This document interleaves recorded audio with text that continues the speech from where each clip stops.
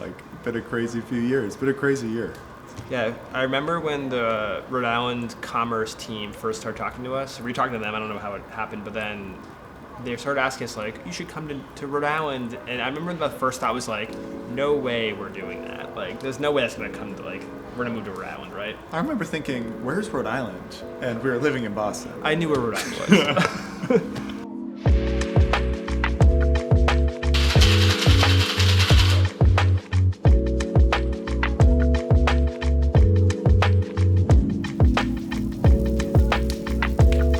So this year, I mean, I feel like each new year has been even better and more exciting and more work and more craziness than the last. But this year in particular, I think it's been so interesting with where the industry is going to and sort of how we fit into it, because when we founded, there was this excitement and frothiness of eVTOL, and we're changing the world in 3 years. The cool thing is, like, we know we need the whole industry to succeed together, right? Like, we know, like, you know, the powertrain systems, the battery systems all need to come together. It's not like a 1v1 fight to get to, like, you know, first flight or into the commercial market. Well, I love that part of our ethos. You think back to the very beginning when we, you know, drew literally in the sandbox in Boston the outline of Squire, and then when we moved in, and then we built Squire and we flew it, and we turned that dream into reality. And then we did the same thing when we moved into our space when it was just empty warehouse. We took tape and we taped the outline of the Viceroy prototype and the full 65-foot wingspan and everything, and now it's coming together. You know, we built Squire in a year. We built that prototype in a year. But now, shifting everything, our new top core value, no compromises on human safety. Like, we have to do the work because there are very few companies on the planet that can fly humans on a craft. There are even fewer companies on the planet that can fly humans on a battery-powered craft. And so we're about to join that, you know, rarefied air. And I really think the company's been sort of adjusting how it's approaching the build and engineering process to accommodate that. So crazy year, lots of stuff going on. What was your favorite part? So for me, it wasn't necessarily unveil day itself, but like working up to unveil day. I actually got to see, like, the whole team got to see, like, that mock-up being built and, like, the real size of it. Like, the wings are 12 feet over your head. The fuselage is 55 feet long. Like, it was the same, like, I had no concept of the scale in my head. Like, it's always the same size on your CAD, on the computer screen. Just why like you zoom in and stuff, Yeah.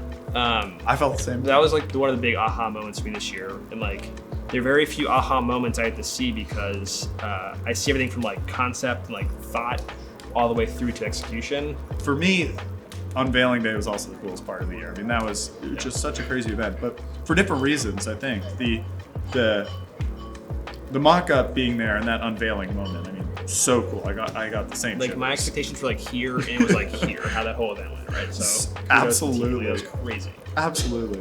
But for me, I think the coolest part was seeing, you know, we had 200 guests there, and these are suppliers and customers and government leaders and investors, and thinking about where we came over 3 years from where it was a sketch on a napkin, and we're like, maybe this thing will work, you know, and sort of use these technologies better.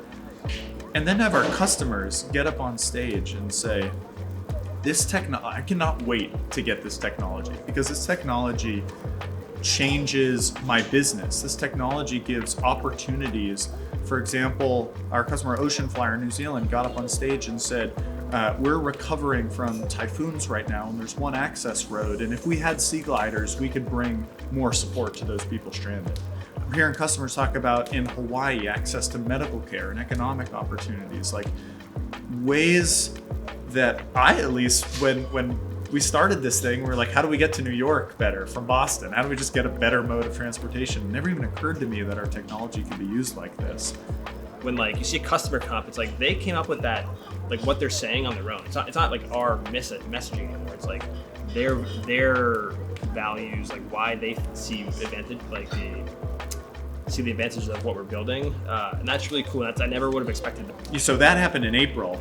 And then throughout the summer, a lot of it was sort of building our relationship with DoD, with the Marine Corps, with the Marine Corps Warfighting Lab, getting out on the water, going through experimentations and demonstrations of the prototype, but knowing that, we could really play a role in protecting our freedom and our democracy. I don't know, that just really spoke to me, as much as the commercial customers did, the defense partnerships did too. Working with this team has honestly been one of my favorite parts, and like seeing it grow and see the natural sort of dynamics and ownership that form among the team, because I'm so glad we've stuck to our guns on we're an in-person company. We build in Rhode Island because it's just so fun when you come in the office.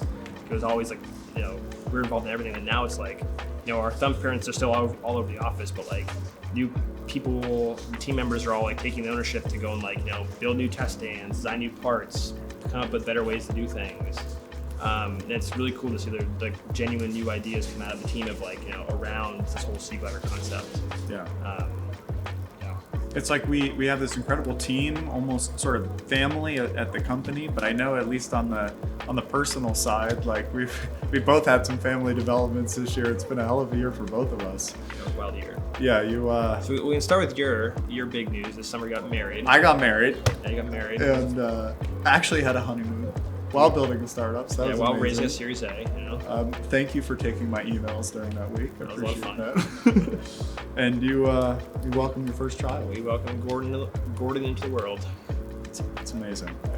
And I think for me, being able to do this and appreciate these huge personal accomplishments, I mean, my wife says to me all the time, like, it's incredible what you're building here, what we're all building here, but we also need to enjoy the ride too. One of the best stories I still tell is like my wife was the one who encouraged us to go and try the startup, right? Like through all the thick and thin of 3 years and having a child, right? Like she's still here saying this is amazing what you're doing, and super supportive. So yeah.